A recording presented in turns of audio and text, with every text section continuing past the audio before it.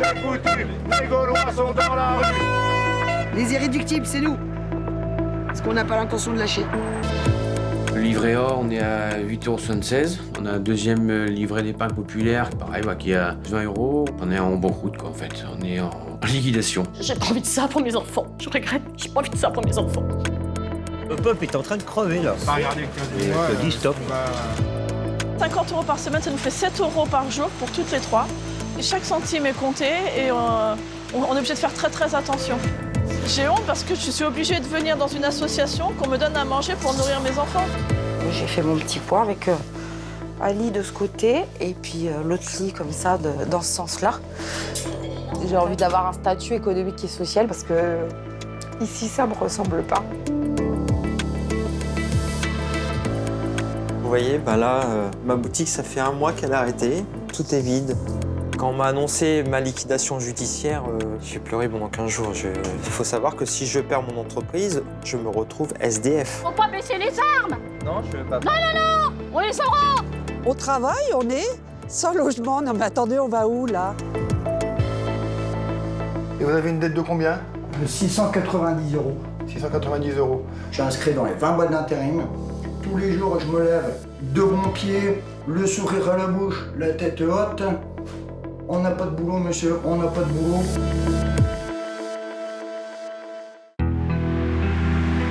Mon enquête sur la colère des Français oubliés démarre dans le Loiret, au cœur de la France dite périphérique, loin des grandes villes, celles qui grondent.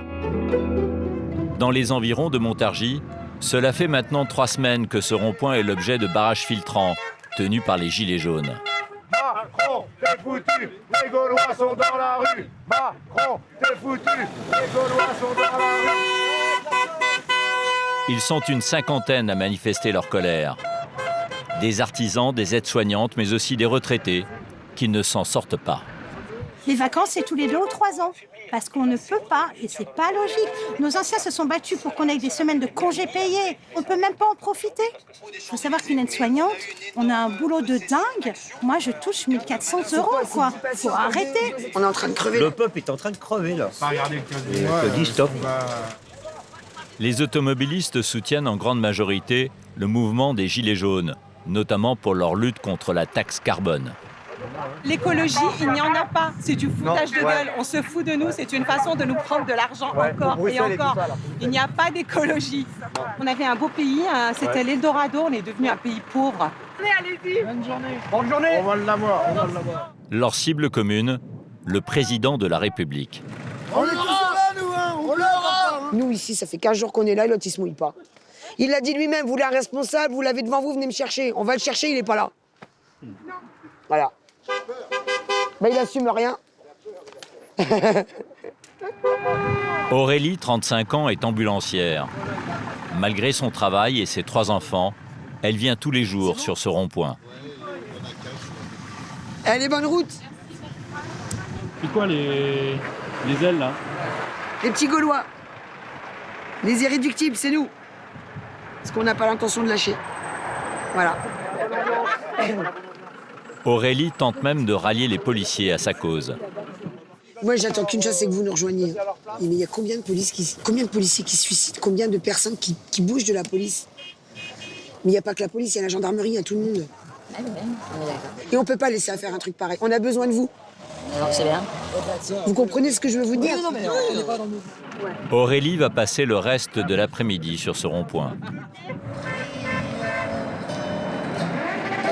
Petit papa Macron, arrête de prendre mon pognon pour le filer au grand patron.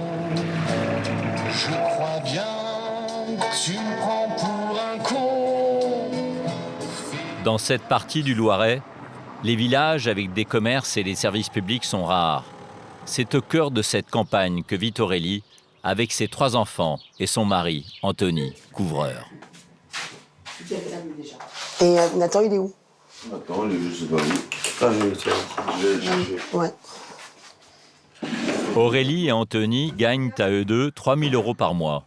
Il y a 2 ans, pour acheter cette maison, ils ont contracté un crédit de 135 000 €.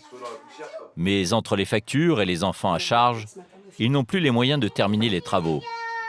Alors pour faire face aux dépenses quotidiennes, ils ont recours à un découvert bancaire. Il y a des choses on peut pas... Comme là par exemple on était à court de bois, pas eu le choix, il a fallu qu'on tape dans le découvert pour aller chercher du bois. On n'a pas le choix. Tous les mois, c'est un découvert de combien? D'arriver à un découvert de combien? On peut très vite facilement monter à 800 euros. 800 euros, 1000 euros, ça peut arriver. Malgré les 3 000 euros nets mensuels, les ennuis commencent très tôt dans le mois. Le 12, on va partir du 12. Parce qu'on a tous nos prélèvements. Les prélèvements sont passés, Ouais. après, On a essayé de mettre au maximum nos prélèvements à partir du 8-10 du mois. Donc moi j'ai déjà ma maison qui passe le 8, puis tout arrive derrière, quoi. Le moindre petit incident de la vie, il a un impact énorme sur notre budget. Mais quand je dis énorme, c'est... Là, au jour d'aujourd'hui, il faudrait pas qu'il y ait un frigo qui lâche, faudrait pas qu'il y ait une machine à laver qui lâche, faudrait pas, parce que là on peut pas. Concrètement, on peut pas. il n'y a pas de petits plaisirs. C'est vraiment, on est sur notre budget et il faut qu'on y reste. On part pas en vacances, on fait pas de resto. Dans les moments durs, pour que ses enfants mangent à leur faim, Aurélie se prive de nourriture. Ça m'est arrivé de ne pas de prétendre d'être fatiguée et de ne pas avoir faim pour être sûre de ne pas manger et de laisser ma part aux autres, quoi. C'est déjà arrivé. En fait, on vit à crédit toute l'année, quoi.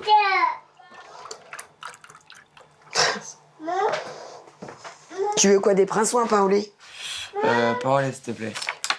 Léo, 13 ans, est conscient des efforts consentis par sa mère et son beau-père. Comment tu peux l'aider, ta famille? Bah, s'ils sont pas bien, déjà, essayer de leur remonter le moral. Essayer de leur remonter le moral. Bah, ça me touche. Ça me touche.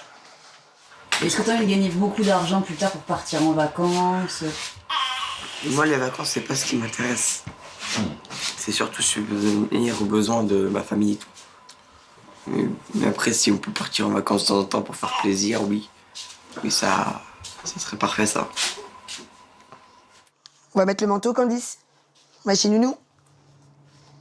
On va chez Nounou? Qu'est-ce qui nous fait tenir le coup? Eux. C'est aussi pour eux qu'on fait ça. On se dit que demain, ça sera une autre journée et que peut-être il y aura du positif.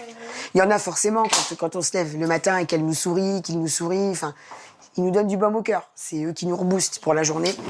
Ce soir, t'es sage à l'école, hein? T'es sage à l'école. Tu fais ton travail. Première étape dans la journée marathon d'Aurélie, déposer sa fille Candice chez la nounou. Il y a pourtant une crèche à Loris, le village voisin.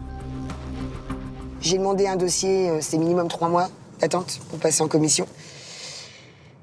Et il n'y a pas suffisamment de place, quoi. Il n'y a pas suffisamment de place parce que, pour la bonne et simple raison, c'est que les enfants de Loris sont prioritaires. Tout simplement. Les enfants de Loris sont prioritaires. Moi, chez Nounou. Allez, ma crotte d'amour. Hop là. Hop là. Hop là. Bonjour, Nounou. Chaque mois, Aurélie verse un tiers de son salaire, soit 500 € pour faire garder sa fille. Une fois les enfants déposés, Aurélie doit rejoindre son lieu de travail. Toutes les semaines, elle est obligée de faire 200 km en voiture. Servez-vous. 1,41 €.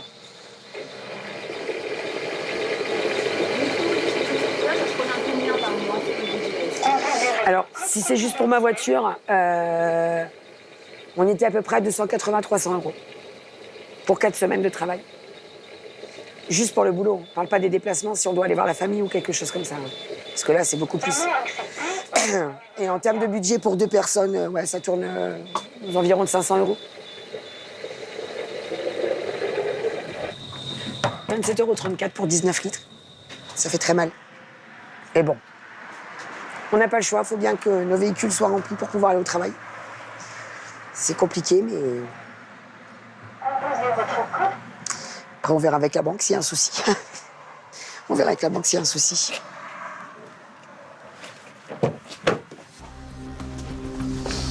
Comme des millions de Français, Aurélie a acheté une voiture diesel. Diesel qui est aujourd'hui dans le collimateur de l'État. Le petit peuple, c'est lui qui trinque. Il y a une phrase qui a été dite au niveau enfin, ça remonte très très loin, où on disait que le roi, quand il n'y avait plus d'argent, le roi a répondu allez prendre au petit peuple, il ne se rebellera pas, il ne dira rien.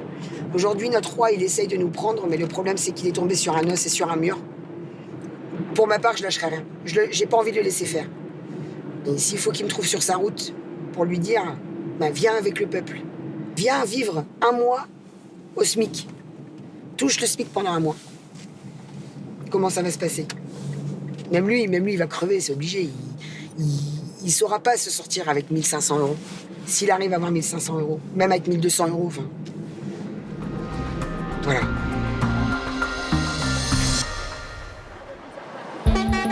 Plus à l'ouest, à Rennes, sur le rond-point de la Porte des Longchamps, je rencontre un organisateur gilet jaune, Erwan.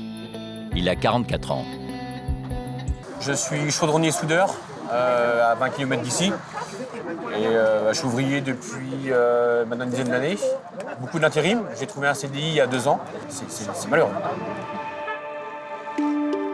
Erwan vit dans ce lotissement à la Bossenne, à 25 km de Rennes.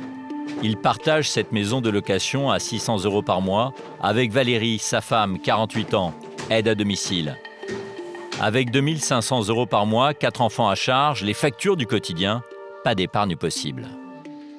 Le livret A, on est à 8,76 €. On a un deuxième livret d'épargne populaire, pareil, qui est à 20 €. Un LDD solidaire qui est à 13,97 €. Donc total des économies effectuées, 42,73 €. Voilà ce qui nous reste. À force de prendre un petit peu pour pouvoir survivre, on est arrivé à zéro, quoi. On est en banqueroute, quoi, en fait. On est en liquidation. Donnez-moi la solution, monsieur Macron. On fait comment ? J'ai pas d'argent à dépenser dans les commerces, donc je peux pas faire vivre mes commerçants, mes petits artisans du coin, je peux même pas les faire vivre parce que j'ai pas, moi, de quoi vivre. On a l'impression qu'il en a rien à foutre, quoi. Mais là, j'y laisse les gens crever, puis vous bossez quand même. Bossez, donnez-nous de l'argent, hein, payez. Par contre, vous crevez la gueule ouverte, on en a rien à foutre, quoi. Ça devient pitié. Ça me... J'ai même plus de mots, là, ça me coupe la chic. Je suis désolé, hein, mais là... Waouh. Un découvert tous les mois, pas de place pour de nouveaux achats. Cette année, on s'était dit pour Noël, on va s'offrir un canapé parce que celui-ci, il a l'âge qu'il a. Et on s'était dit c'était une bonne idée. Et puis non, ça va pas être possible. Mais enfin bon, quand même, il serait grand temps qu'on y pense parce que, voilà quoi. On fait un petit peu ce qu'il faut, on fait un peu de cache-misère. Ça me saoule de me dire que je peux même pas me payer mon canapé alors que je travaille comme une malade et ça me gave un moment. Ça me gave vraiment, quoi. C'est vraiment dur. C'est vraiment compliqué. J'ai pas envie de ça pour mes enfants. Je regrette. J'ai pas envie de ça pour mes enfants. Je fais pas de ça pour eux. Nous, on va faire avec, mais je veux pas de ça pour eux. Je veux pas qu'ils commencent leur vie comme ça. J'ai envie d'autre chose pour eux, au moins pour eux. Faut pas que ça s'éternise, cette chose-là, cette situation-là, parce que il va se passer des choses à force. Les gens vont vraiment péter un câble, quoi. Et là, il faut vraiment que ça change, quoi. Il faut vraiment qu'on nous écoute, faut qu'on arrête de nous oublier, de nous mettre dans un coin là de la France, là, de la campagne. Il faut arrêter, Bon, allez, hop. On va se battre, hein. On va se battre, on va rester sur les barrages. On va montrer qu'on est bien présent. Retour sur le barrage avec Erwan. Moi, j'aimerais bien de temps en temps mettre 50 € tous les mois pour pouvoir un petit véhicule, peut-être dans quelques années, m'acheter une maison. Je peux pas. Déjà, c'est même dur pour nous acheter un véhicule. Les gilets jaunes défendent les petits patrons, leurs employeurs. Ils savent qu'eux aussi ont le couteau sous la gorge et se sentent souvent bien seuls face à l'administration. Clermont dans l'Oise, une ville de 10 000 habitants. La boulangerie Travers est une institution dans cette commune rurale. Elle ne désemplit pas. Laurent, pâtissier, et sa femme en ont fait une belle affaire, au prix d'un travail acharné. Je suis là depuis 3 h du matin. Ça fait 3 h 30 que j'ai démarré. Et la journée va se terminer ce soir après 20 h, 20 h 30. C'est la France qui se lève tôt, c'est la France courageuse. Mais aujourd'hui, Laurent est endetté. Entre les taxes et les crédits, sa boulangerie risque d'être liquidée par le tribunal de commerce. Parmi les habitants, c'est l'incompréhension. C'est bon chez ce monsieur, c'est bon, c'est de la qualité, donc je vois pas pourquoi on va... Ben, en plus, il est bleu, blanc, rouge. C'est vrai, chérie, quoi. J'ai rétréci les gosses. Merci. Oh, bah oui, mais c'est des ordures. Ce sont des ordures. Nous, on n'a qu'à voler un petit pain au chocolat, on va être en prison pendant je sais pas combien d'années. Et vous, pour une chouette truc de rien du tout, vous devez quand même pas des milliards et des milliards. Non, on vous emmerde. Bah, c'est vrai, quoi. Vous voyez, c'est ce que j'entends tous les jours dans ma boutique. On vous emmerde. C'est ce que j'entends tous les jours. Voilà. Et alors, ça vous fait quoi? Bah, ça me fait chaud au cœur, ça me donne envie de me battre. J'ai pas de Mais raison. il faut pas baisser les armes. Non, je veux pas. Non, on les aura.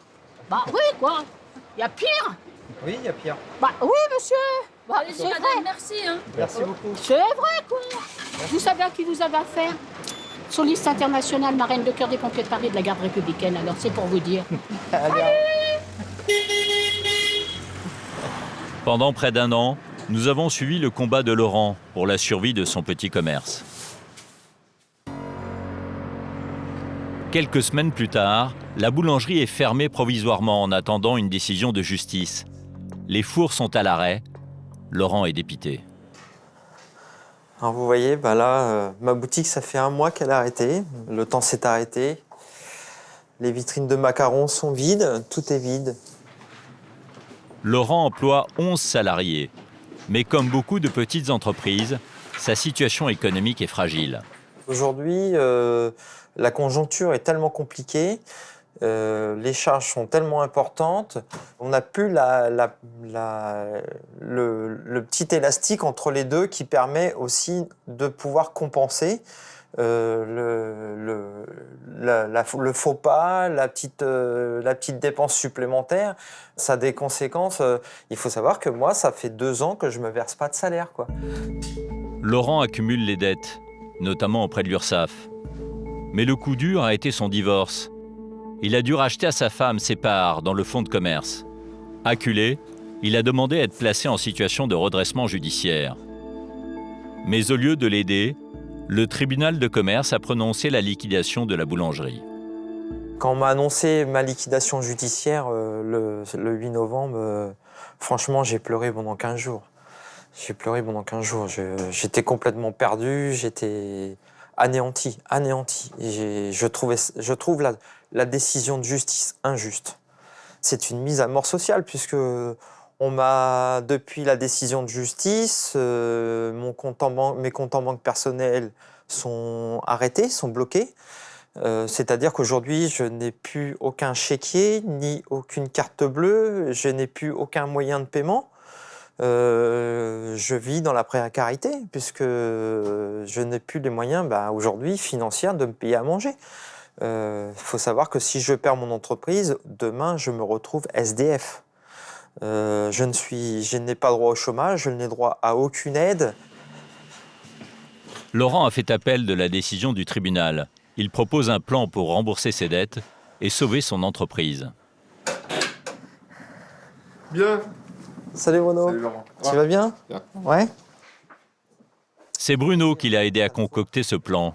Il travaille pour SOS Entrepreneurs, une association qui vient en aide aux artisans en difficulté. De papier, tout ça. Et pour lui, la situation est loin d'être désespérée.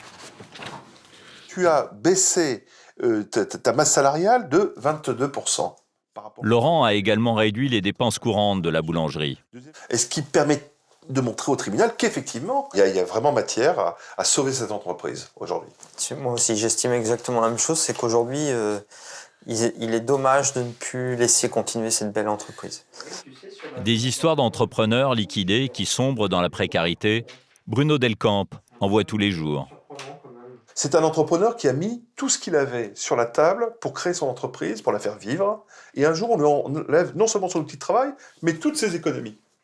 Parce qu'on n'est pas dans le CAC 40, on est bien au niveau des petites entreprises en France, de PME, de TPE, où le chef d'entreprise y a tout mis. Donc le jour où il est liquidé, Il n'a pas de fortune personnelle, ce serait trop beau, ce serait trop simple. Il se retrouve à la rue. Le temps que le tribunal réexamine son dossier, Laurent espère obtenir un sursis. Et c'est aujourd'hui qu'il va savoir s'il peut rouvrir provisoirement sa boulangerie. Bonjour, bonjour à tous. Pour les riverains, pour les commerçants de la rue, la fermeture de la boulangerie ne passe pas. On ne veut pas qu'il ferme. Pour nous, c'est catastrophique. Pour lui. Vous vous sentez concerné? Ah oui, tout à fait. C'est dingue. On a la chance d'avoir un centre-ville qui vit encore. C'est plus si fréquent. Et dès que l'un de nous est touché, c'est embêtant. Bonjour, monsieur le maire. Ça va et vous? Bon alors, vous avez des nouvelles? On attend la décision de la justice dans la journée. Le maire de cette commune rurale, qui défend les petits commerces, estime que fermer la boulangerie est une aberration. Je ne comprends pas cette décision, une affaire qui marche, quelque chose qui fonctionne. Dans une ville qui a besoin d'un commerce de proximité, eh bien, moi je ne comprends pas. Non. Voilà. Laurent attend d'une minute à l'autre l'appel de son avocate. C'est elle qui lui dira si oui ou non il peut redémarrer provisoirement. Je viens de recevoir l'ordonnance et on a obtenu la suspension. C'est positif? Oui, c'est positif. Oh, c'est génial. Donc voilà, je fais le nécessaire et puis je reviens vers vous rapidement, monsieur. Très bien, je vous envoie la décision. Ok, merci, c'est génial. Merci. Bonne fin de journée, à bientôt. Merci, au revoir. Alors? Je suis super heureux. Je suis super heureux. Au moins c'est la justice, quoi. Ouais, c'est génial. C'est reparti. Ouais. Ça y est, je peux remettre en route. Je peux contacter tous mes fournisseurs, je peux contacter tout le monde en disant, voilà, ça y est, on redémarre.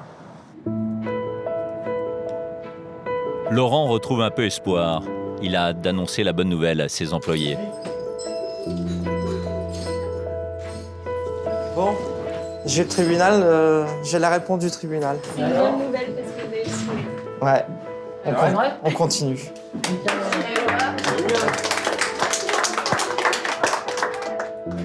Pourtant, rien n'est gagné. Le tribunal suspend la liquidation, juste le temps de réétudier le dossier. Nous retrouvons Laurent quelques mois plus tard. Ce matin-là, il prépare ses dernières fournées. Daniel, il t'en reste beaucoup à cuire des croissants? C'est les commandes, ça? C'est la commande? C'est la commande des 53, là. Ouais. Et après, non, après j'éteins.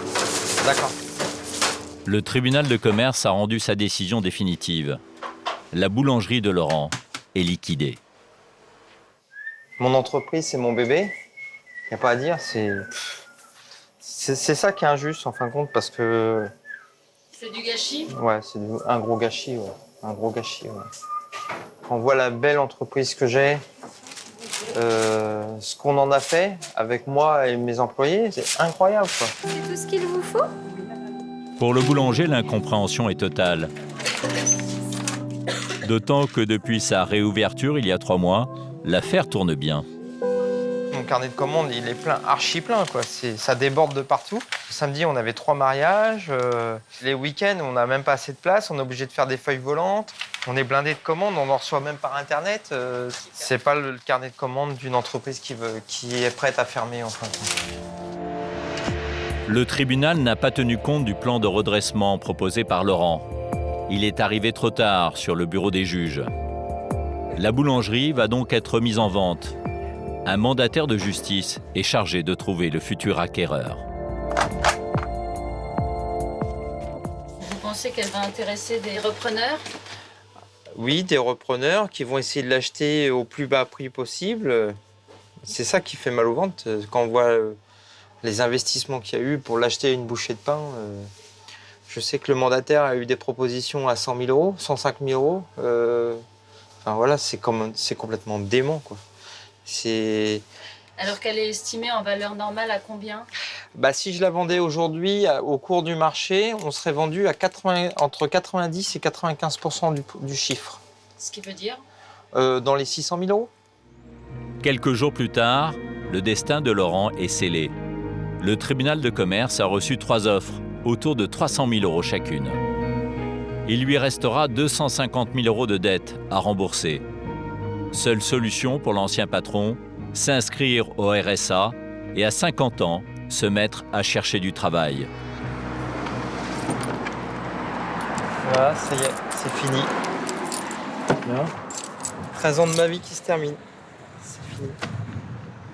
Voilà, je ferme la porte pour la dernière fois. Le sort de Laurent est celui que connaissent de nombreux petits patrons en France. Plus des 3/4 des sociétés placées en redressement judiciaire sont liquidées dans l'année. Laurent fait partie des millions de travailleurs pauvres de notre pays. Ces hommes et ces femmes qui pour beaucoup soutiennent le mouvement des Gilets jaunes. Sur ces barrages, j'ai aussi rencontré des mères courage qui se battent pour concilier travail et vie de famille.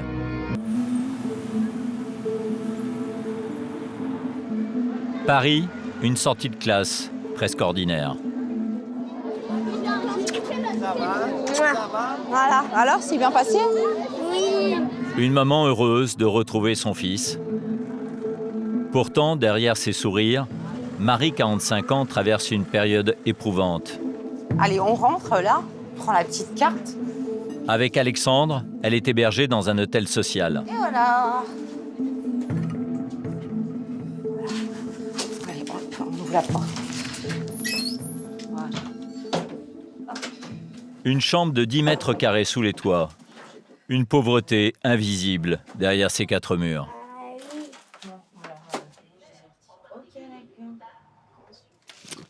Tout qui est tombé là. Ah, c'est pas évident, hein, quand c'est petit comme ça, on a un peu du mal.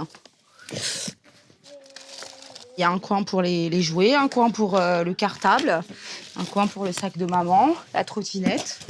J'ai fait un petit coin à mon fils, voilà, et puis là, j'ai fait mon petit coin avec un lit de ce côté, et puis l'autre lit comme ça, dans ce sens-là. Tac. Mais j'ai fait en sorte que ce soit mon petit studio, quoi. Même si c'est petit, bon, bah, on fait avec. Hein. En attendant de trouver mieux.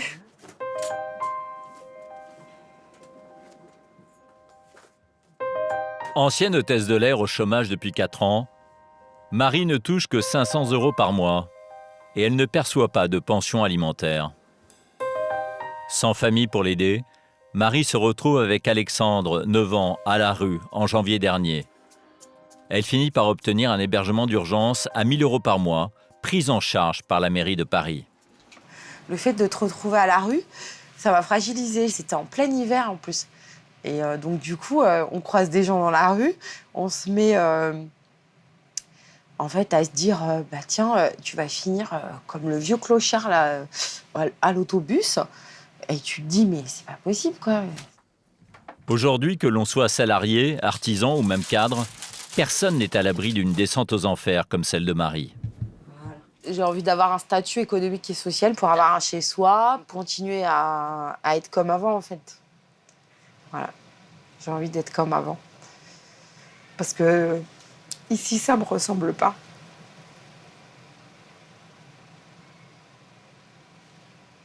Comme Marie, elles sont des centaines de milliers de mamans solo. Un tiers d'entre elles sont en situation de grande précarité. Carcassonne, une ville avec un taux de pauvreté très élevé. Plus de 26% contre 14% pour la moyenne nationale. C'est ici que vit Sandrine, 37 ans, mère de 2 enfants, une maman solo qui ne parvient pas à joindre les 2 bouts. Au distributeur de billets, elle ne peut retirer que 50 € par semaine. 50 € par semaine, ça nous fait 7 € par jour pour toutes les 3. Donc on se contente du strict minimum. Chaque centime est compté et on est obligé de faire très très attention. Se nourrir, se vêtir avec seulement 2 € par personne et par jour. Nous avons suivi cette maman solo dans son quotidien. Un travail à temps plein entre la garde des enfants, la gestion de la maison et le casse-tête administratif. Un véritable parcours du combattant. Et cela commence par l'alimentation. Avec son budget, difficile pour Sandrine de nourrir sa famille. Alors une fois par semaine, Elle se rend au secours populaire, comme presque 2 millions de Français en 2017. Une habitude qu'elle n'accepte toujours pas. J'ai honte parce que j'ai pas les moyens d'aller, comme tout le monde, dans les grandes surfaces, acheter ce qu'il faut, quoi. J'ai honte parce que je peux pas subvenir aux besoins de mes enfants. Je suis obligée de venir dans une association qu'on me donne à manger pour nourrir mes enfants. Bonjour Nicole. Vous allez bien? Oui. À l'intérieur, le minimum vital, des légumes, pas de première fraîcheur, C'est mieux que rien, on se contente de ce qu'on a. et des rayons de produits de base, des boîtes de conserve invendues, dont la date limite de consommation approche. Alors on a beaucoup de riz, on a beaucoup de petits pois, les haricots verts aussi. Beaucoup de boîtes en fait. On a beaucoup de boîtes de conserve à la maison, mais c'est très bon. Bonjour, vous allez bien? Ça va? Oui, toi aussi? Ça va. Et les filles, ça va? Elles vont très bien, ouais. Ah. Elles sont à l'école, là. Ah. Elles aiment toujours pas. Des produits 3 fois moins chers que dans le commerce. Au total, aujourd'hui, le panier de Sandrine est à 6,50 €. C'est vraiment pas cher, oui. Avant, je ne pouvais pas acheter tout ça. On se privait vraiment. Les filles mangeaient et moi, je ne mangeais pas forcément. Mais la fin du mois, c'est dur, hein? C'est pas facile. C'est sûr, là, ça... Bonne journée. Allez, passe le bonjour à tes filles. C'est gentil, merci Sadia. Au revoir.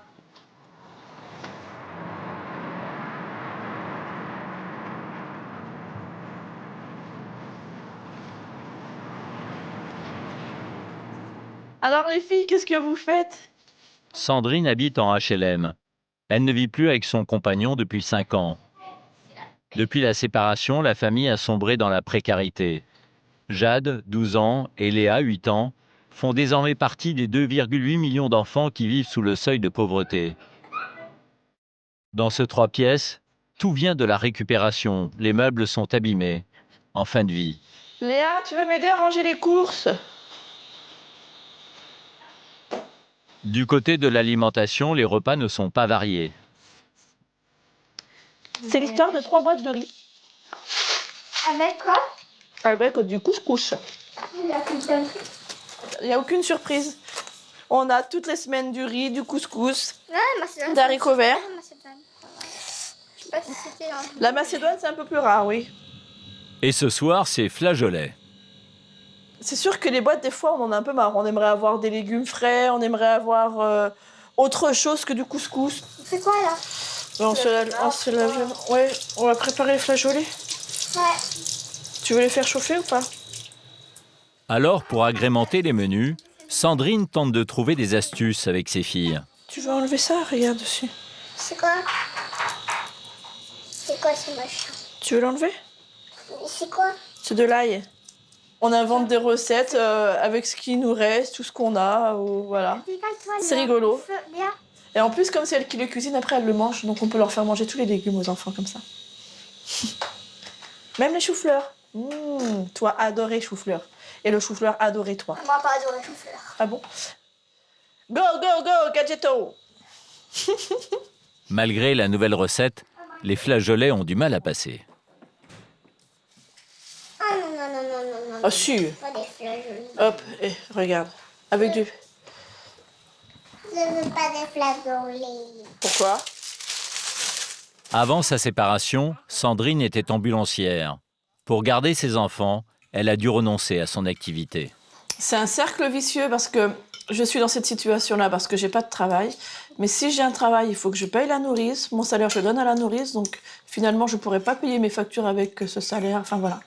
Donc pour moi, c'est un cercle vicieux. Je peux pas sortir de cet engrenage-là tant que les filles sont pas plus grandes, quoi. Difficulté à se nourrir convenablement, pas d'accès à l'emploi. Cette situation financière de Sandrine a des conséquences directes sur le quotidien des petites filles. Attention, allez, vas-y. Les enfants ne se font pas de cadeaux entre eux. Jade a souffert longtemps de moqueries au sujet de ses tenues vestimentaires. Dans la cour de récréation, elle a subi la honte et le harcèlement psychologique. À l'école, les autres, ils me disaient que j'étais habillée comme une clocharde ou que mes vêtements, je les avais trouvés dans une poubelle ou que ça appartient à ma sœur. Et ça me faisait mal quand même. Pourtant, Jade ne s'est jamais plainte auprès de sa mère. J'aimerais bien avoir des marques, mais après je n'ose pas lui demander parce que je sais que c'est cher pour elle et que ça lui fait mal quand elle dit non déjà.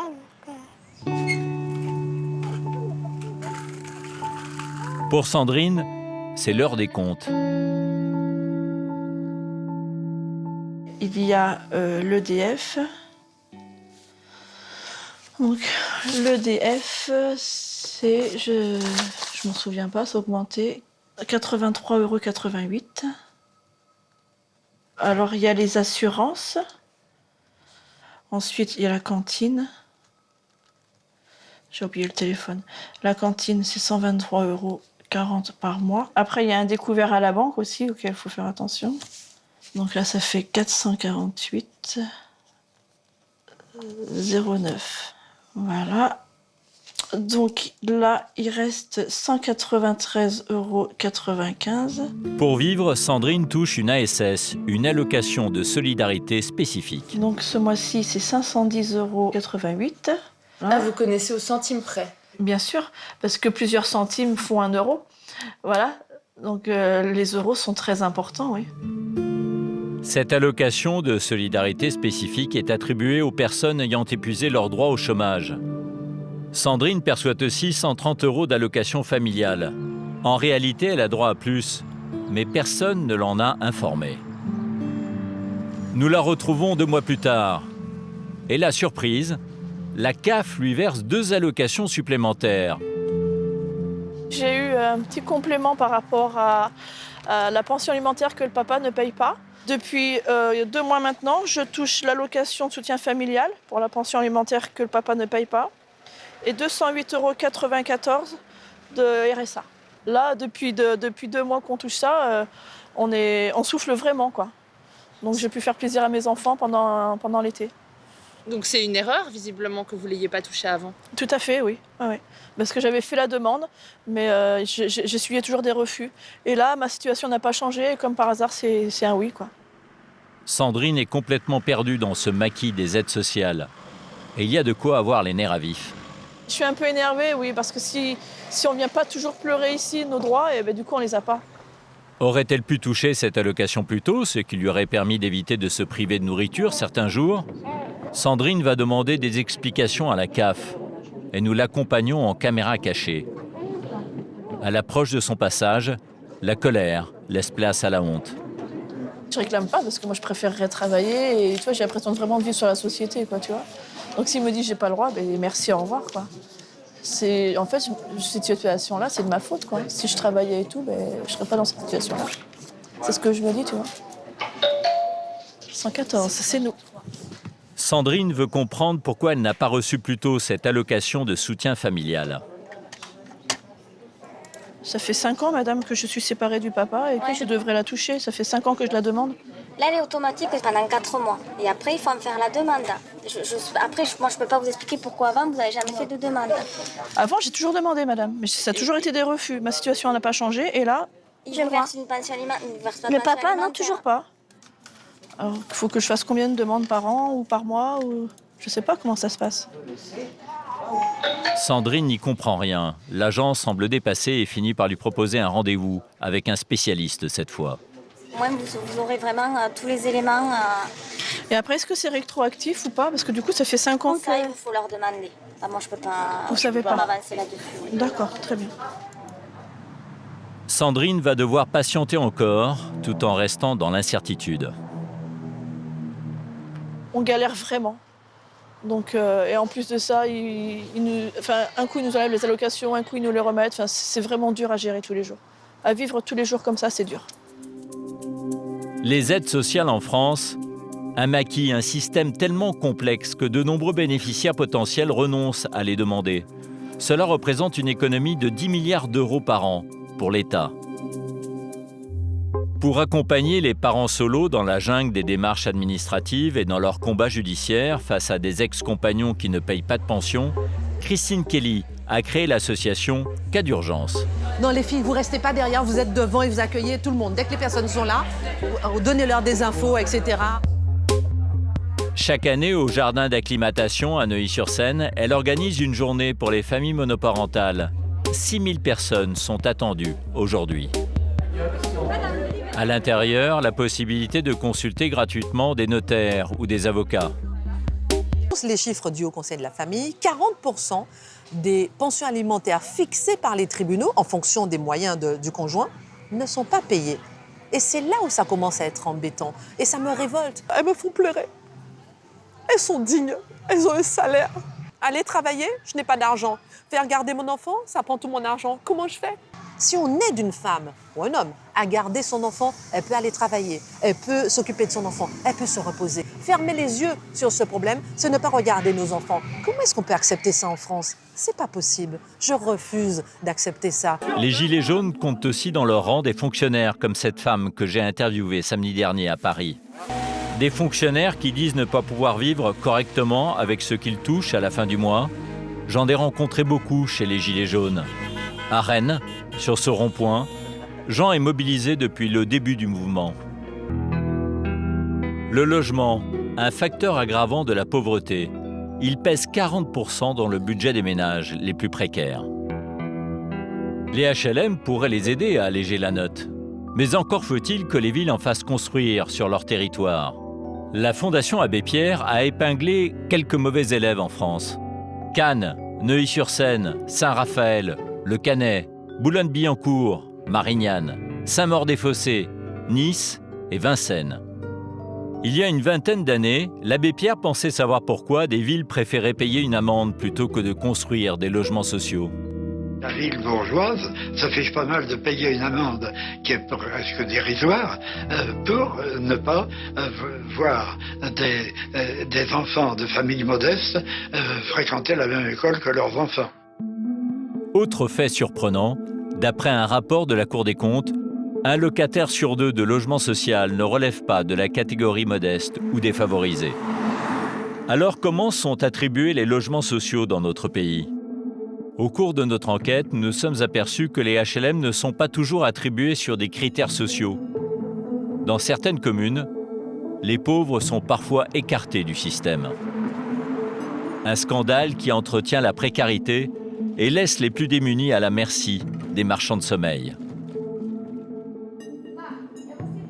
Monique, 40 ans, bénéficiaire du RSA, habite un appartement de cet immeuble. Son loyer, 700 € par mois. Déjà, les escaliers, là, le soir, c'est mal éclairé, donc il y a les rats qui passent. Des rats et un escalier qui menace de s'écrouler. Donc il suffit de regarder les escaliers. Les escaliers sont dangereux. Déjà, rien que pour les enfants, mon fils, il a failli tomber. Et encore, ça, c'est pas le pire. C'est les barres qui tombent. Le pire, c'est que l'immeuble peut exploser à tout moment. Des installations électriques hors normes, des colonnes de gaz délabrées, des câbles arrachés. Depuis 7 ans qu'elle habite ici, avec ses enfants de 5 et 7 ans, Monique vit la peur au ventre. Voilà. Si un jour il y a un incendie ici, comment on fait pour descendre? Les escaliers sont en bois, il n'y a pas d'échelle, il n'y a pas... Comment on fait? On saute ou on prie pour que les pompiers arrivent très vite? Je ne sais pas. Il y a 2 ans, côté rue, un bâtiment a été ravagé par un incendie. Pourquoi Monique est-elle coincée ici depuis 7 ans? Y aurait-il un dysfonctionnement dans l'attribution des logements sociaux de sa ville? Sa ville, c'est plutôt une des communes les plus riches de France.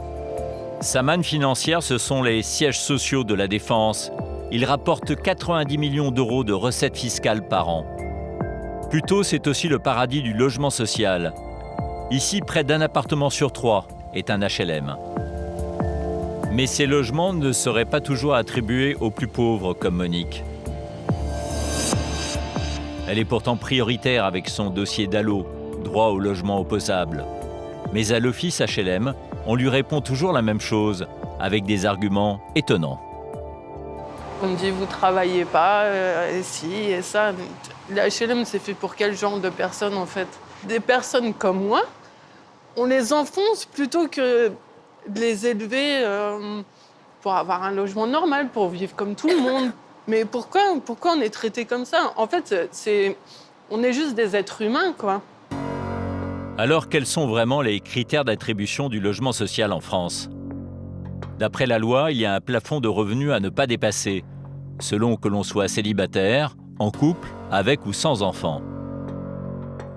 À Puteaux, nous avons rencontré de nombreuses familles qui sont en colère contre la mairie, mais aussi de jeunes travailleurs comme Romain. Ce technicien informatique de 24 ans gagne environ 1 200 € par mois. Il a fait une demande de HLM, car il ne parvient pas à se payer un logement convenable. Ouais, mais salut, je suis rentré. Le soir, il est hébergé par une amie de sa famille. Je vais préparer le repas, mais bon, on n'est pas aussi pressé que ça, mais t'as envie, je sais pas moi, t'as soif, t'as quoi? Sers-toi, hein. Fais comme chez toi, t'es habitué. Hein. Alors, vas-y. Hein. Ça va faire depuis début 2017, je vis chez Aimé. Le fait d'être pas chez moi, ça me gêne et j'aime pas être chez les gens. Là, il y a juste la chambre d'Aimé à côté de la mienne. Donc le matin, quand je me lève et je prends ma douche ou je me brosse les dents en partie, j'essaie d'être le plus discret possible pour pas la réveiller. Aujourd'hui, pour moi, c'est plus vivable. C'est plus vivable de vivre dans une situation comme ça. Romain travaille, mais il ne peut pas s'assumer entièrement. C'est difficile à vivre. D'autant que plus jeune, ses parents habitaient à Puteaux, dans un minuscule appartement. J'ai déjà vécu 20 ans dans un studio avec mes parents. Alors qu'avant ma chambre, c'était une salle de bain. Mon père a retapé et je veux pas revivre dans un petit appartement avec un loyer cher. J'ai pas envie de revivre ça et je veux vivre dans de bonnes conditions. Ses parents, les voici. Ils ont également fait longtemps des demandes de HLM. Depuis leur retraite, faute de moyens, ils ont dû partir vivre en province. Ça vous fait quoi alors de revenir sur place? Ça fait drôle, ça fait vraiment... ça fait un nœud à l'estomac quand même. Quand on a vécu 35 ans, obligé de partir, c'est très dur. Ils se désespèrent de voir leur fils connaître la même situation qu'eux. Je comprends pas, là. On travaille, on est sans logement. Non mais attendez, on va où, là? C'est sorcier d'avoir un toit, c'est trop demandé. Il travaille, attendez, il a tout fait, il a fait ses études à Puteaux. Où est le problème, quand même? Par contre, il y en a qui ont des logements, je sais pas, en un clic, ils ont un logement, comme c'est bizarre. Comme la mère de Romain, de nombreux gilets jaunes soupçonnent les élus d'utiliser des passe-droits. Pour le vérifier, nous allons questionner quelques habitants. Bonsoir monsieur, vous habitez là? Je vous dis ça parce que je cherche un logement sur Puteaux. Voilà. Et c'est facile d'en avoir ou pas? Non? Vous connaissez un peu comment ça marche et tout ça? Il y a des gens qui attendent 20 ans, il y en a qui n'en ont jamais. Ah bon? Nous, on est nés à Puteaux, donc on connaît depuis longtemps la famille de Madame la maire. Selon cet homme, il faudrait connaître Madame la maire de Puteaux en personne. Nous continuons d'interroger les habitants. C'est facile d'avoir un logement ou pas? Ici, c'est le maire qui s'occupe de ça. Ouais. Il faudrait que vous écriviez à Mme Sicaldi. D'accord. Vous avez fait ça, vous? Non, moi, j'ai travaillé à la mairie, moi, avant. Et vous pouvez pas me pistonner, là, pour avoir un logement? Non. Elle a dit faut que tout le monde l'écrive. Faut que tout le monde écrive? Oui. Un jour, j'avais fait un tuyau pour ma copine, une copine que j'avais avant. Et puis, il est venu, elle a eu le logement. Après, il m'a dit il faut plus remonter aux HLM. Ah bon? Moi, je suis interdit. Il m'a dit je ne veux plus ça. C'est moi qui commande, il m'a dit. C'est moi qui commande? Il a dit c'est ah ouais. écrit à moi que le logement. Ah oui, d'accord, ouais. Ouais. Bah merci monsieur, au revoir. Merci, au revoir. Mais qui est donc ce maire qui ferait la pluie et le beau temps dans cette ville de Puteaux? Depuis 50 ans, une dynastie contrôle toute la ville.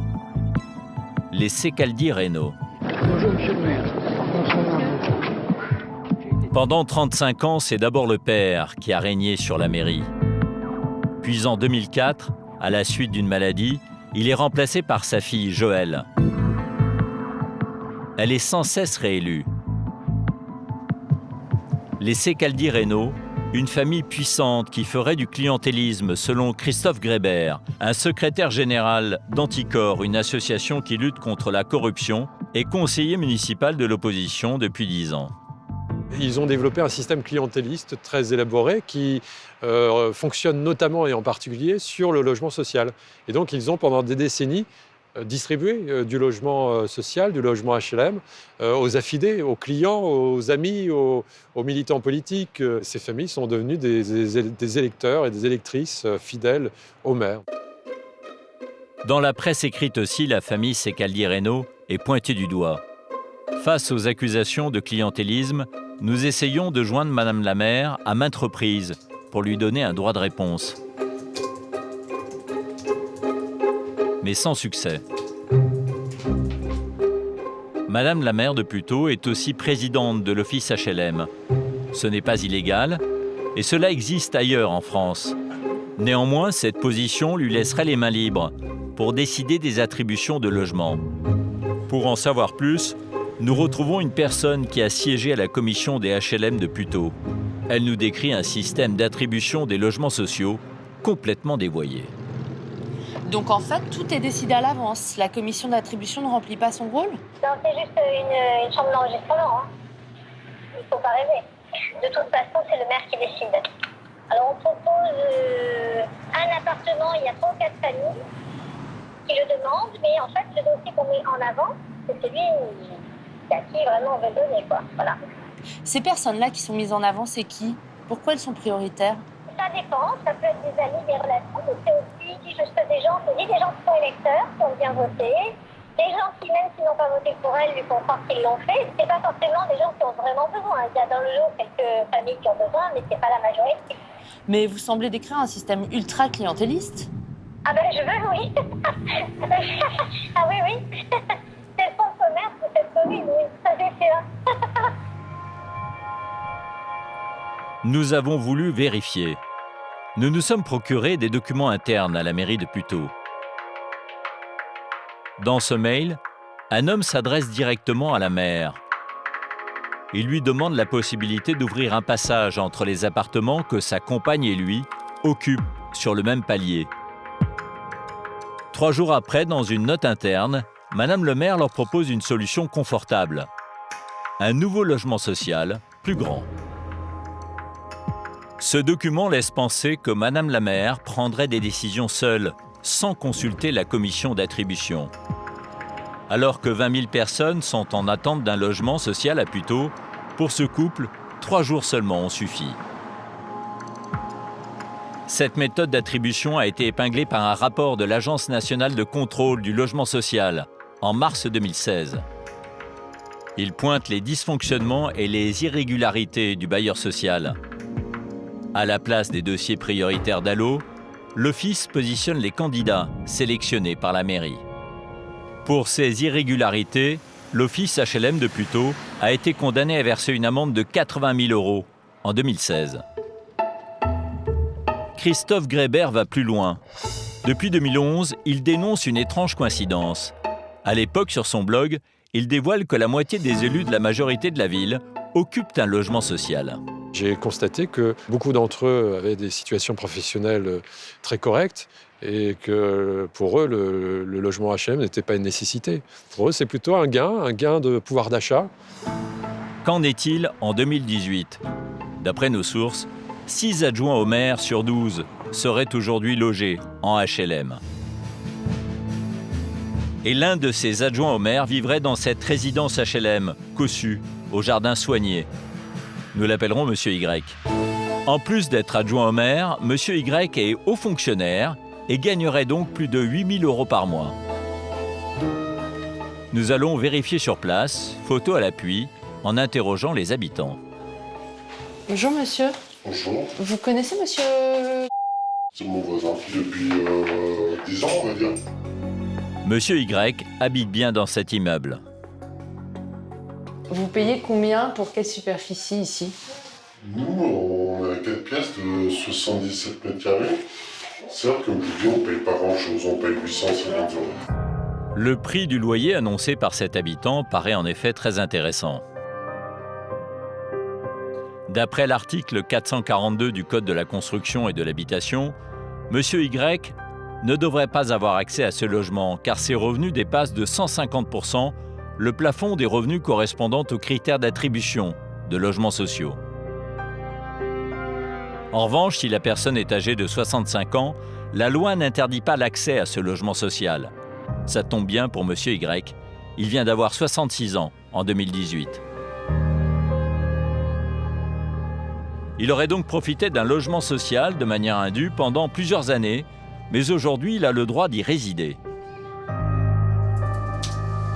Pour avoir des explications, nous contactons à nouveau Madame la maire. Nous envoyons plusieurs mails.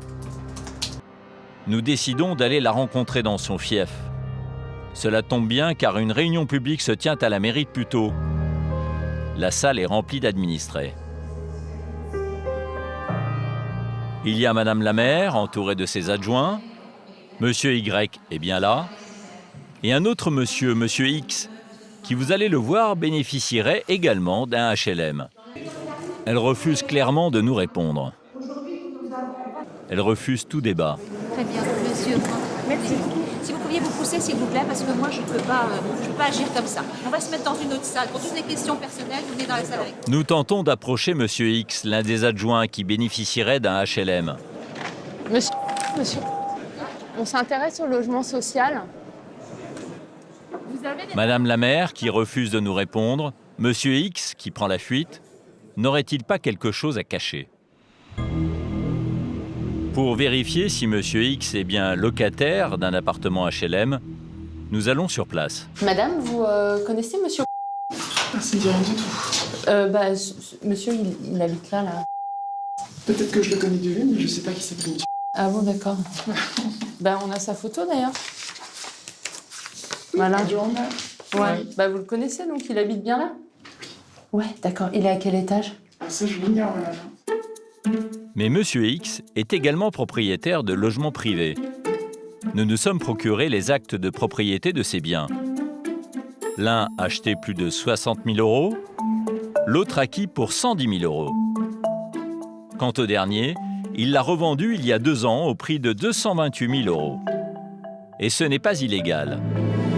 En France, dans certains cas, on peut être locataire en HLM et propriétaire dans le parc privé.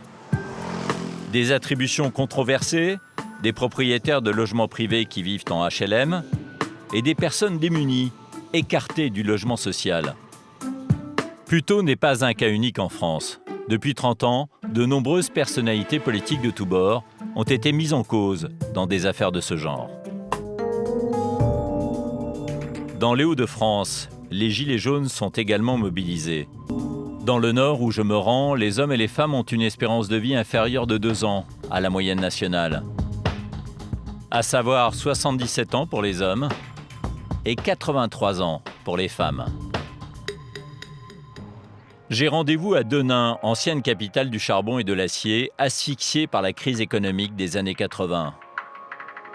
Sidérurgie, textile, tout a été emporté par l'effet de la mondialisation, provoquant une vague massive de licenciements. Ça ferme, c'est triste, c'est malheureux, et c'est même malheureux pour nos jeunes. Ils n'auront plus de travail dans la région. Denain ne s'en est jamais remis. Aujourd'hui, il ne reste que d'anciens hangars désaffectés et le sentiment d'avoir été laissé pour compte. Beaucoup de commerces sont fermés, le centre-ville est déserté. La ville a perdu en quelques décennies près d'1 tiers de ses habitants. Sa population aujourd'hui s'élève à 20 000 personnes à peine. Ici, près d'1 habitant sur 2 vit sous le seuil de pauvreté.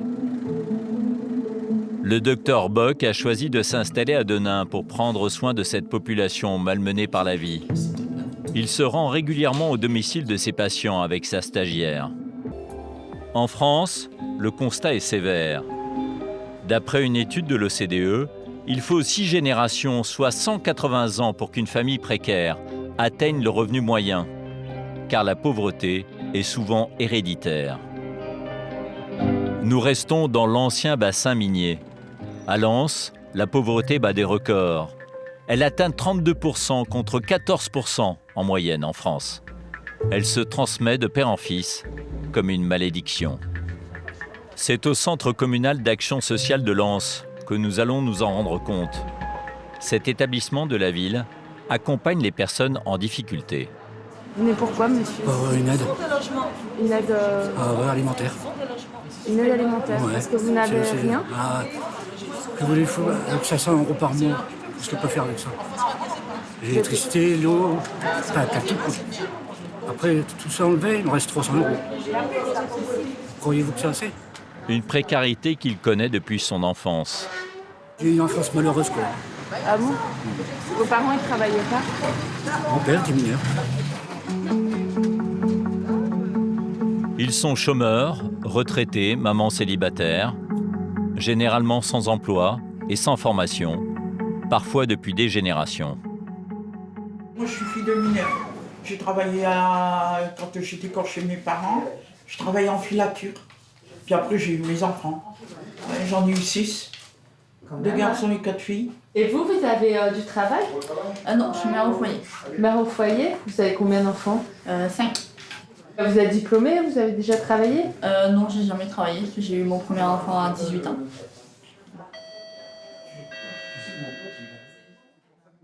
Toute la matinée, la salle d'attente du CCAS ne désemplit pas. Bonjour. La personne suivante est un homme d'une quarantaine d'années, pris à la gorge par l'accumulation de factures. Qu'est-ce qui vous amène? EDF, il m'a coupé mon courant, donc je viens voir si je pourrais avoir une petite aide. Parce que financièrement, c'est très très dur. Ouais. Et vous avez une dette de combien? 690 €. 690 €. Malgré ses recherches, cet homme ne trouve pas de travail depuis 2 ans. Je suis inscrit dans les 20 boîtes d'intérim. Tous les jours, je me lève de bon pied, le sourire à la bouche, la tête haute. On n'a pas de boulot, monsieur, on n'a pas de boulot. Dès qu'on aura du boulot, on vous préviendra. Mon papa m'a toujours dit, tu sais gamin, si tu veux trouver du boulot, faut pas rester chez toi. Faut y aller, faut foncer, faut bouger, faut en vouloir. Et votre papa, il était dans quelle situation? Moi, il était maçon toute sa vie. Moi, mes parents, ils m'ont appris le métier. Et après, j'ai appris sur le tas, petit à petit. Moi, je suis arrivé dans l'entreprise il y a 20 ans en arrière. J'avais rien fait de mes 10 doigts. Faute de diplôme, il ne parvient pas à sortir de son milieu social. Il a vécu dans une famille qui, certes, travaillait, mais qui n'était pas en capacité de lui donner plus que le minimum, c'est-à-dire le gîte et le couvert. Le schéma se reproduit de génération en génération. Est-on condamné à l'échec scolaire quand on est pauvre? Dans cette famille qui soutient les Gilets jaunes, on est bien décidé à briser cette malédiction. Georges, 43 ans, est ouvrier comme son père et son grand-père. Il est marié à Karine. Non. Tous les deux sont très à cheval sur l'éducation de leurs 9 enfants. Cette mère au foyer souhaite par-dessus tout qu'ils réussissent leur scolarité. Vu que là, t'as mis moteur. T'as mis moteur, t'as pas mis non. Ah, t'as corrigé alors? Non, j'ai corrigé. Si, j'ai 2 mots. Un enfant qui a envie de faire des études, je pense qu'il faut l'encourager, il faut le coacher pour dire que voilà, qu'il fasse vraiment ce qu'il a envie de faire, quoi. Sur le carnet de correspondance de Marie, 14 ans, élève de 3e, les notations des professeurs sont dithyrambiques. Élève qui participe active au cours, à l'attitude très positive. Participation à la semaine des maths, voilà. Donc c'est ce que j'ai signé. Marie travaille dur pour avoir de bons résultats. Elle ne veut pas avoir le même parcours que ses parents. Elle n'a pas envie de galérer dans le sens où elle voit que son père va travailler par n'importe quel temps et qu'il est dehors par n'importe quel temps et que voilà, on est obligé de prendre un métier manuel quand on n'a pas beaucoup de diplômes et que voilà, on commence manœuvre et peut-être qu'elle, en ayant des diplômes, elle aura un métier où elle sera beaucoup moins fatiguée ou voilà quoi. Peut-être un poste à plus de responsabilités, mais beaucoup moins physique, etc. Ce sera mieux. Marie a une idée très claire du métier qu'elle souhaite exercer plus tard. Dans sa chambre, une représentation de New York, où elle rêve de travailler plus tard. Quand je regarde le tableau, je me dis que oui, je me vois là-bas avec mon cabinet, ma plaque, ma tenue d'avocate et mes clients. Je me dis, Enfin, tes parents, ils n'ont pas eu la chance de vouloir faire ce qu'eux, ils ont voulu faire. Bah, donne-toi les moyens pour toi y arriver et faire le métier que tu veux. Tu peux venir de n'importe où, de n'importe quel milieu social. Si tu veux, tu peux et tu t'en donnes les moyens.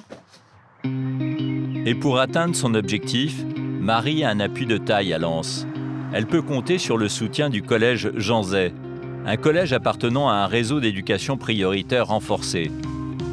Situé entre les cités HLM et les maisons ouvrières, 70% des élèves sont boursiers. Ils viennent de milieux défavorisés. L'objectif de l'équipe pédagogique, en découdre avec l'échec scolaire. Bonjour. Bonjour, doucement. Bonjour. Dans ce collège, le principal, Emmanuel Lesage, et son équipe prennent les choses très au sérieux. On sort bien les carnets de correspondance, s'il vous plaît. Bonjour, jeunes gens. Doucement. Les carnets de correspondance, c'est en fait la carte d'identité de l'élève quand il rentre dans l'établissement, donc pour les raisons de sécurité d'une part. Et ça permet également donc d'avoir l'emploi du temps des élèves, donc connaître précisément l'heure à laquelle ils commencent, l'heure à laquelle ils terminent, pour permettre aux assistants d'éducation de les laisser sortir de l'établissement en fonction de leur emploi du temps. Marie et les 674 autres élèves sont suivis de très près. Allez, rangez-vous. On se dépêche. Où est-ce que vous allez, là, toutes les trois? Stop. Le principal et son équipe pédagogique luttent contre un fléau, l'absentéisme. Chaque matin, après l'appel en classe, les professeurs transmettent les absences à Madame Duriez, la conseillère principale d'éducation. Grâce à un logiciel, elle voit en temps réel les informations sur les élèves. Si tout le monde a fait son appel, nous avons 40 élèves absents. Donc là, tous ceux qui sont en violet avec le petit A, c'est des motifs non connus pour l'instant. Égard à ceux qui sont en retard ou absents sans motif. Ici, l'équipe est très réactive. Les familles sont immédiatement contactées par les surveillants. D'accord, ok, je comprends. Ok, c'est pour ça. D'accord, merci beaucoup. Bonne journée, au revoir. Bon, c'est un retard. Alors, il est encore sur la route ou... Là, il serait devant le portail, d'après son papa. On va aller le chercher. Et ce garçon va regretter son retard. Je dis, t'as déjà beaucoup d'absence. Si c'est pour en plus chercher ton carnet... Hé, je te parle. Tu sais combien t'as demi-journée d'absence pour ce moitié de trimestre, cette moitié de trimestre? T'as une idée? Si, je suis partie voir vite fait sur Internet. Alors, combien t'en as? Je sais pas, je connais seulement les heures. Parce que je crois que j'avais 30, comme ça. Une trentaine d'heures d'absence? C'est beaucoup, hein, quand même, hein, après un mois et demi de rentrée. Dans ce collège, quand l'élève dépasse les limites, il est convoqué avec ses parents par toute l'équipe pédagogique pour régler le problème. Grâce à cette méthode, on a réussi depuis 4 ans à faire tomber l'absentéisme de 13,5 à 8%. Bonjour à tous. L'équipe pédagogique se bat aussi contre les inégalités sociales. Elle fait prendre conscience aux élèves, issus pour la plupart de milieux défavorisés, qu'ils peuvent eux aussi accéder aux études supérieures. Des élèves qui vont participer toute l'année à des ateliers en partenariat avec de grandes écoles. Vous êtes dans un parcours d'excellence. On a l'option Sciences Po, donc avec le partenariat avec Sciences Po Lille. On a les ateliers sciences, notamment avec la faculté des sciences Perrin. Ces parcours d'excellence visent à briser l'hérédité scolaire. Aujourd'hui en France, dans l'enseignement supérieur, seul un étudiant sur 10 est un enfant d'ouvrier. Et le but dont on est porteur pour eux, c'est effectivement de développer l'excellence, d'aller au-delà des horizons professionnels qui sont connus au sein des familles et de les projeter vers des horizons ambitieux, que ce soit sur les liens avec l'université, avec les classes préparatoires aux grandes écoles ou avec, par exemple, l'école supérieure de journalisme qui devient notre partenaire cette année. Et cela crée des vocations. Avant, je voulais être esthéticienne et maintenant, grâce au parcours d'excellence, j'ai voulu devenir prof d'espagnol. Marie, qui est en classe de 3e, a choisi l'option Sciences Po. Tout cela est très nouveau pour elle. Au début, j'étais pas du tout motivée à participer à Sciences Po. Et ensuite, j'ai rencontré Madame Benoni, elle m'a expliqué. Et du coup, après, j'étais partante directement pour y participer à Sciences Po. Plus je grandis et plus je ressens que l'école, c'est important. Dans le cadre de l'option Sciences Po, les élèves vont visiter l'école et pendant un an préparer un projet d'aménagement du territoire local.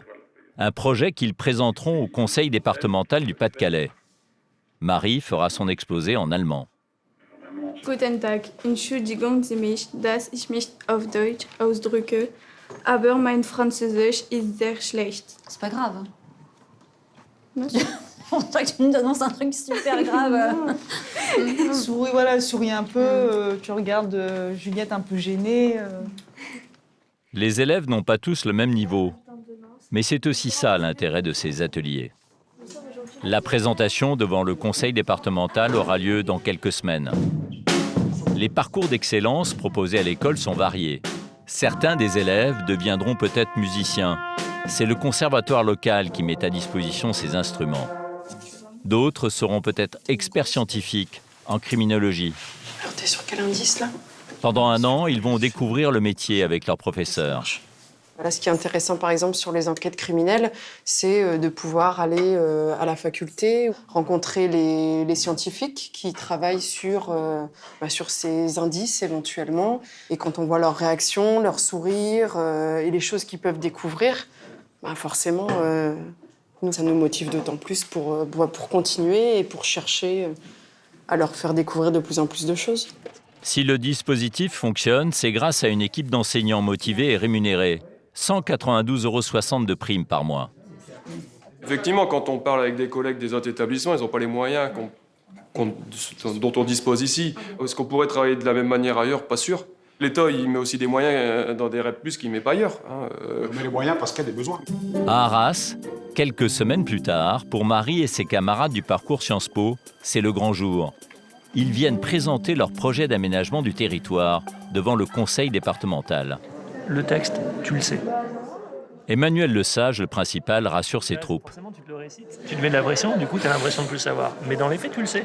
Tu le sais et tu le connais par cœur. Tu maîtrises, on connaît le sérieux qui est le tien, on connaît ton degré d'investissement. Donc voilà. Malgré le trac et les trous de mémoire, les élèves ne lâchent rien. Mesdames, messieurs, je voulais... Man muss unterstreichen, dass die Stadt sich besonders für erneuerbare Energie und eine ambitiöse Politik der Mobilität ihrer... Le collège Jean Zay est applaudi et obtient la mention bien. Marie et ses camarades ont réussi leur pari. Vous pouvez être vraiment fiers de ce que vous avez fait. Et tout le monde, hein, et là, on voit là. Encore une fois, vous êtes une équipe. Et on a bien vu le travail d'équipe. Félicitations à vous. Et très bien pour les quiz également. Retour à la maison avec fierté. Pour couronner le tout, Marie passe en seconde générale pour le plus grand bonheur de Georges, son papa. Papa, il faudrait ta signature, s'il te plaît. Pour voir si t'es favorable ou pas pour que j'aille en seconde générale. Non, ça, je sais pas, je vais réfléchir. T'es sûr? T'es marrant. C'est dur. Georges, ça vous fait quoi là de signer ce document? Vous êtes content? Ah ouais, très fier. Ouais, de voir mes enfants qui progressent, c'est magnifique. Là, vous pensez quoi d'ailleurs de ce collège? Bien, impeccable. Ah ouais, il pousse énorme, ouais. C'est bête qu'ils n'ont pas fait ça avant. Moi, j'aurais pu évoluer moi aussi. Je ne serais pas petit ouvrier dans le travail public.